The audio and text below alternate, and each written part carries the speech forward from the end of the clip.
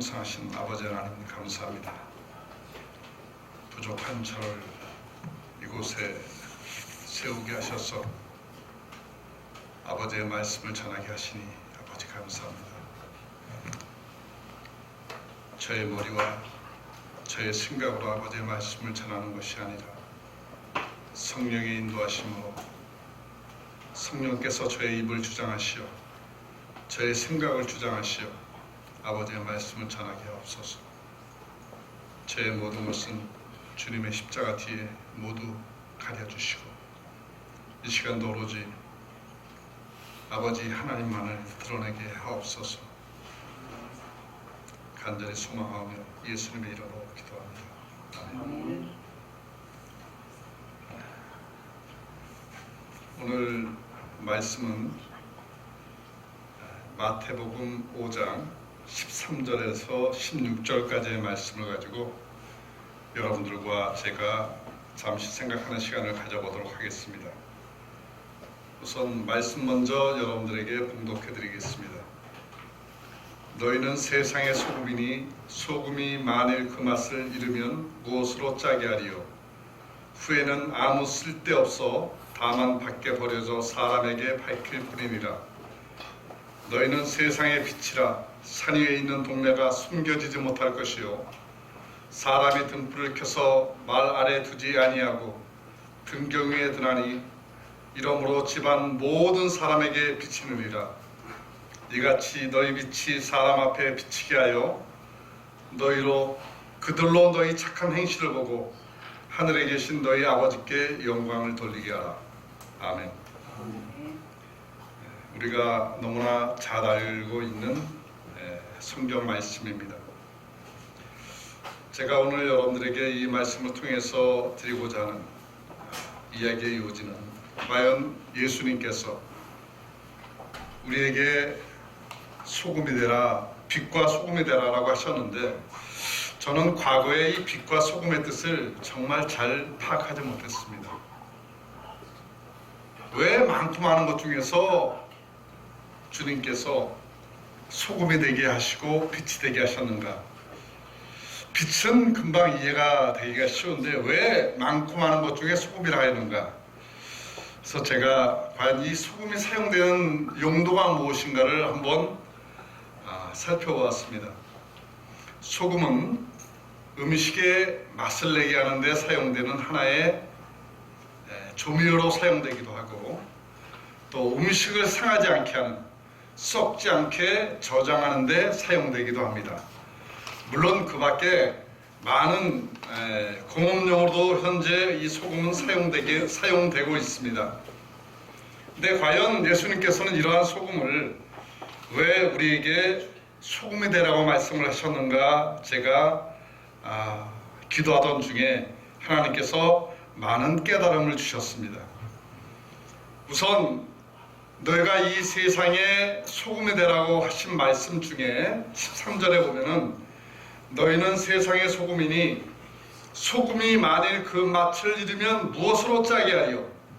만약 그 짠맛이 없다면 아무 쓸데가 없어서 밖에 버려져 사람들에게 밝힐 뿐이라고 주님께서는 말씀하셨습니다. 소금이 음식에 들어가서 맛을 내기 위해서는 그 소금이 녹아 없어져야 됩니다. 다시 말해 내 자신을 주님 앞에 온전하게 던져서 나를 드러내지 않을 때에 비로소 주님에 대한 복음이 온전하게 전달될 수 있다는 사실입니다.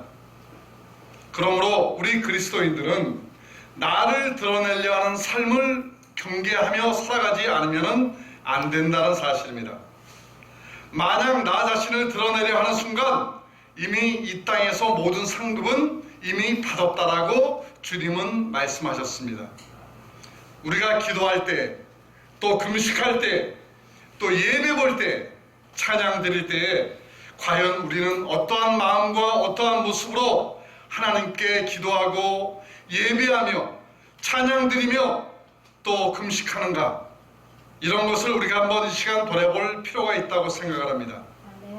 이 소금이 만들어지는 과정을 생각해 볼 때 소금은 우선 암염이라는 게 있습니다. 땅에서 만들어지는 소금도 있고 보통 소금은 바닷물을 증발시켜서 만드는 천연염이 있고 기계로 끓여서 만들어있는 가공염이 있습니다.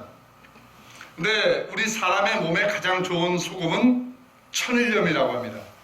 이 천일염은 염전이라는 곳에다가 바닷물을 끌어올려서 이것을 계속 햇빛을 쬐게 하고 그 햇빛을 통하여 바닷물을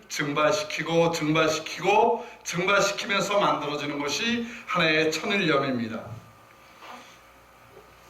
그래야만이 비로소 한 방울에 한 결정체의 소금이라는 것이 만들어지게 됩니다. 여러분, 우리 그리스도인들을 주님께서 소금이라고 말씀을 하셨는데 이 소금에게 가장 필요한 필수 조건은 무엇이냐? 바로 햇빛입니다. 우리 소금에게 햇빛이 필요한 것처럼 우리 그리스도인들에게 필요한 것은 무엇인가? 바로 하나님의 말씀이라는 사실입니다. 바로 이 햇빛은 우리가 그리스도인들에게는 없어서는 안 될 하나님의 말씀을 붙잡고 살아가야 할 것이며, 또 이 소금은 자연 증발에 의해서만 만들어지는 것이 아니라 사람들이 그 바닷물을 밀고 쓸고 또 밀고 계속 그 물을 다듬습니다. 이런 작업을 계속적으로 해줄 때 바로 비로소 작은 결정체인 소금이 만들어집니다. 근데 우리 그리스도인들이 하나님의 말씀만 본다고 해서 그러면은 하나님의 백성이 되느냐? 그렇지가 않습니다. 염전을 만드는 작업하는 일꾼들처럼 우리의 행실을 주님께서는 요구하고 있다는 사실입니다. 하나님의 백성으로 살아가기 위해서는 하나님이 원하시는 우리의 행동이 반드시 뒤따라야 하지 않으면 안 된다는 것을 은연중에 말씀하고 계시다는 사실입니다. 우리는 말씀을 통하여 나 자신을 깨닫게 하며 나의 행실과 나의 생각과 나의 삶의 모습을 통하여 올바로 하나님의 백성임을 그들에게 알리라고 하나님께서는 말씀하고 계십니다.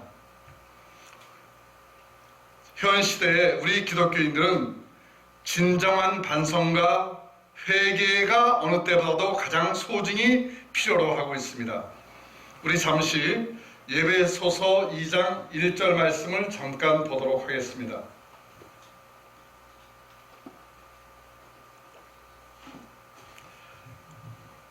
이 에베소서는 사도 바울이 옥중에 갇혀서 에베소 교회에 보낸 하나의 기록 서신입니다.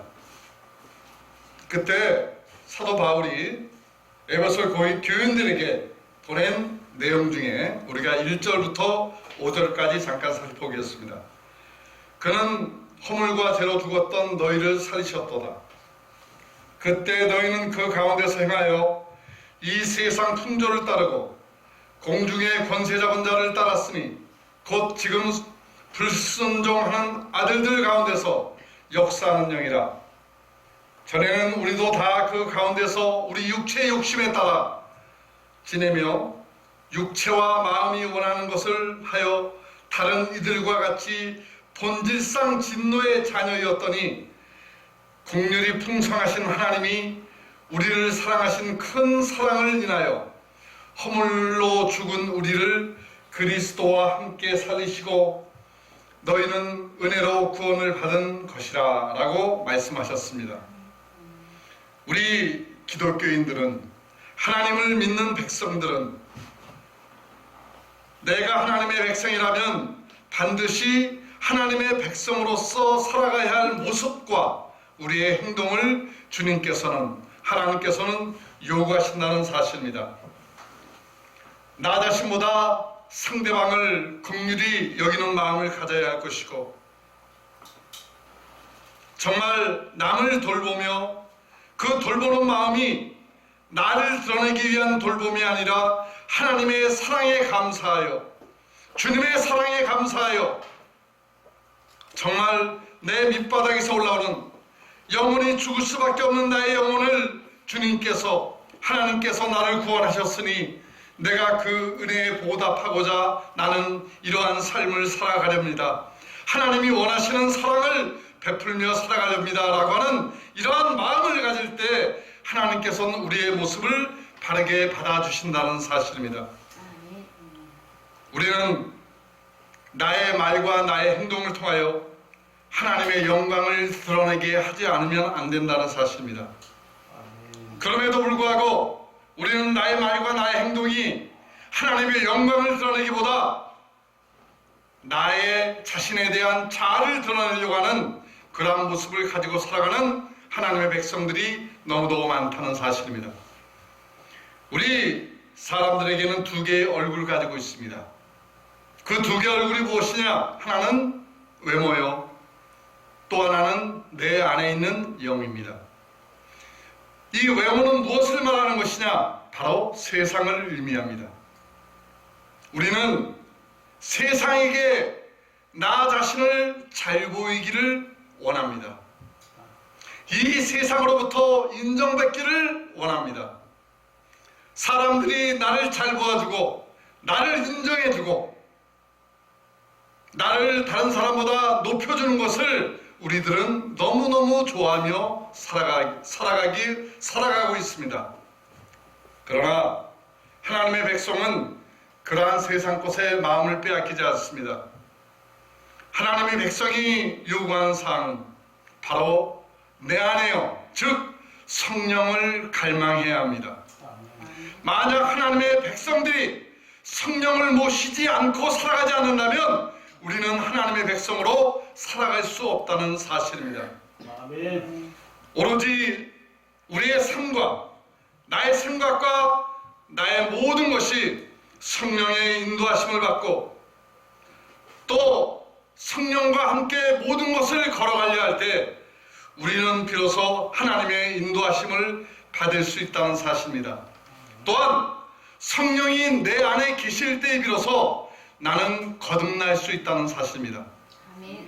만약 하나님의 백성이 거듭나지 못한다, 그는 성령 받은 사람이라 할 수 없습니다. 그를 천국에 들어갈 수 있는 사람이라 말할 수 없습니다.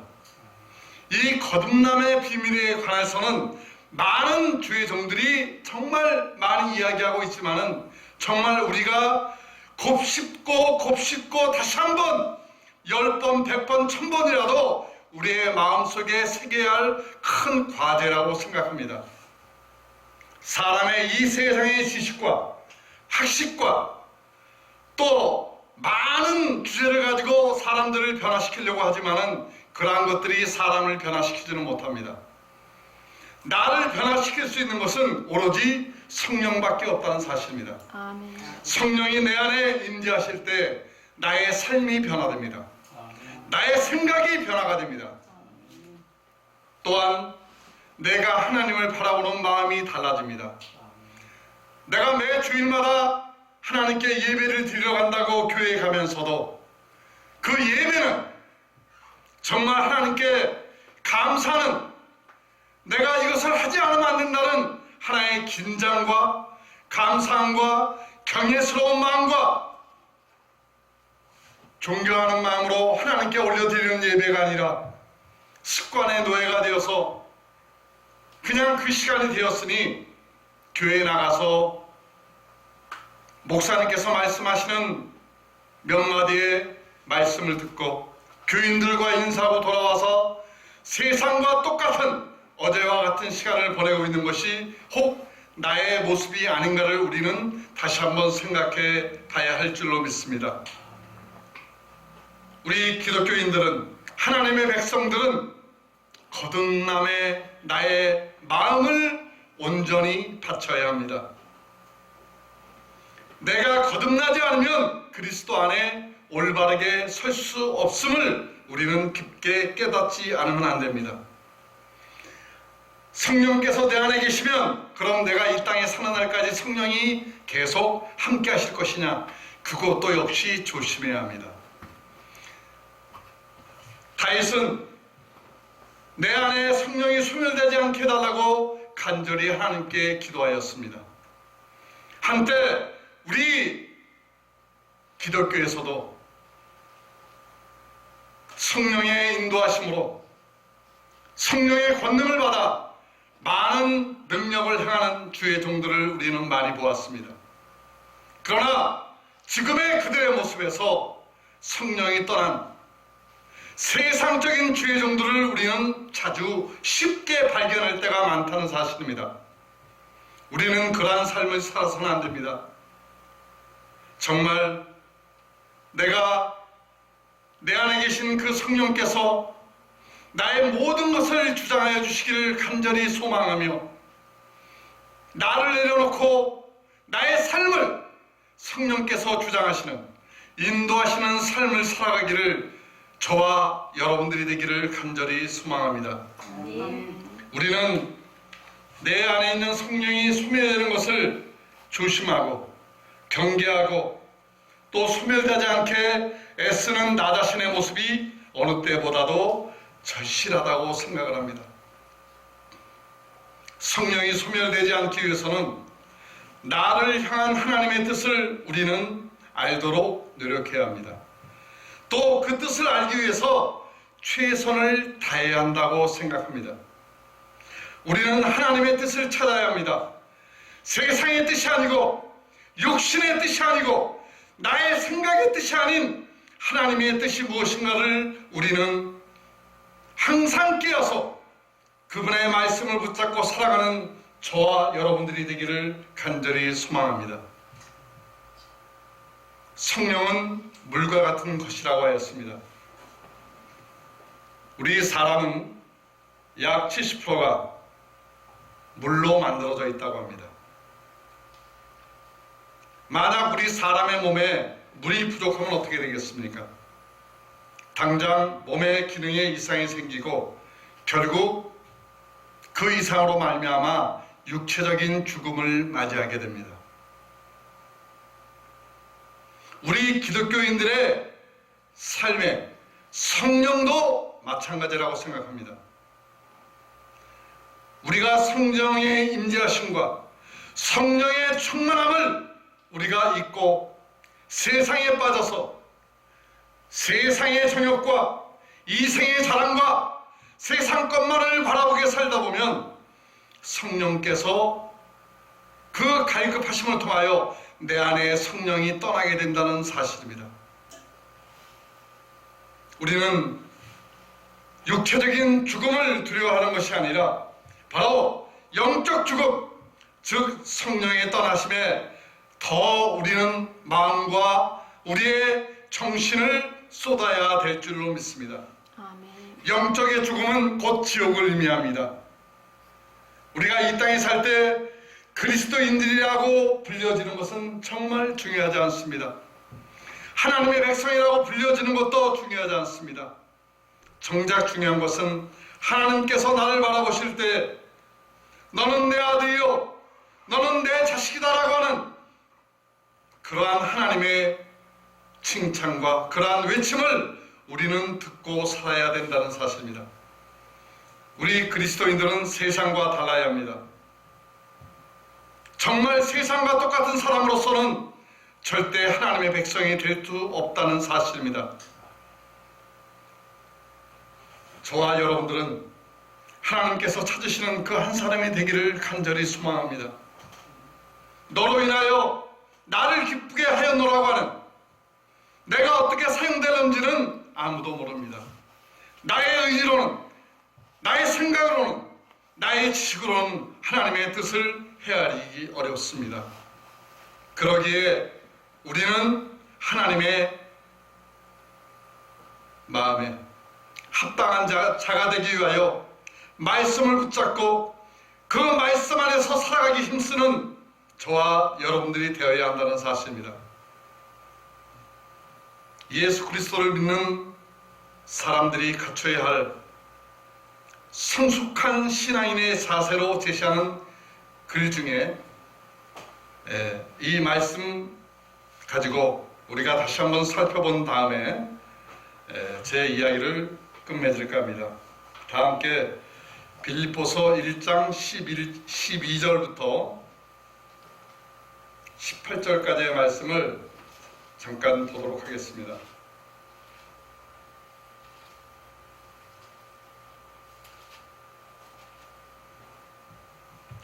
빌립보서 1장 12절 말씀입니다. 형제들아, 내가 당한 일이 도리어 복음 전파에 진전된 줄을 너희가 알기를 원하노라. 이러므로 나의 매임이 그리스도 안에서 모든 시대 안에 그 밖에 모든 사람에게 나타났으니 형제 중 다수가 나의 매임으로 말미암아 주 안에서 신뢰함으로 겁없이 하나님의 말씀을 더욱 담대히 전하게 되었느니라. 어떤 이들은 투기와 분쟁으로, 어떤 이들은 착한 뜻으로 그리스도를 전파하나니 이들은 내가 복음을 변정하기 위하여 세우심을 받은 줄 알고 사랑으로 하나 그들은 나의 매임에 괴로움을 더하게 할 줄로 생각하여 순수하지 못하게 다툼으로 그리스도를 전파하느니라. 그러면 무엇이냐? 거칠애로 하나 참으로 하나 무슨 방도로 하든지 전파되는 것은 그리스도니 이로써 나는 기뻐하고 또한 기뻐하리라 한 바울의 고백입니다. 바울이 옥에 갇혔을 때에 많은 사람들이 바울을 찾아와 바울의 제자들이 이런 이야기를 합니다. 바울 선생께서 옥에 계심으로 이상한 자들이 복음을 많이 전파한다고 사도 바울에게 이야기를 할 때 사도 바울이 바로 그들에게 던져준 말입니다. 하나님의 말씀을 복음을 전파하는 데는 큰 자와 작은 자가 없습니다. 많이 배운 자와 배우지 못한 자가 없습니다. 성령의 인도하심을 받아 올바르게 하나님의 복음을 전파하고 그 복음으로 인하여 올바르게 하나님의 백성으로 살아갈 수 있는 길을 안내하는 자가 하나님의 작은 자가 아닌가 저는 생각합니다. 오늘 이 시간 내가 지금까지 살아온 나의 길이 하나님이 원하시는 길이었는가, 아니면 내가 세상에 빠져 나를 위한 길이었는가를 생각하는, 다시 한번 생각해보는 저와 여러분들이 되기를 간절히 소망합니다. 기도하겠습니다. 아버지 하나님 감사합니다. 부족한 저를 통하여 이 시간 아버지의 말씀을 붙잡고 아버지의 말씀을 잠시 나눴습니다. 아버지, 너무나 부족한 제가 감히 아버지의 말씀을 붙잡고 얘기한 것은 나의 지식으로가 아니라 성령의 인도하심이라 믿습니다. 오늘 전한 이 말씀이 어디에서 어떻게 뿌려지는 씨앗이 될지는 모르겠지만 성령께서 함께 하실 때 아버지께로 바르게 돌아오는 그 씨앗이 되기를 간절히 소망합니다. 주님 함께하여 주옵소서. 감사하며 예수님의 이름으로 간절히 기도합니다. 아멘.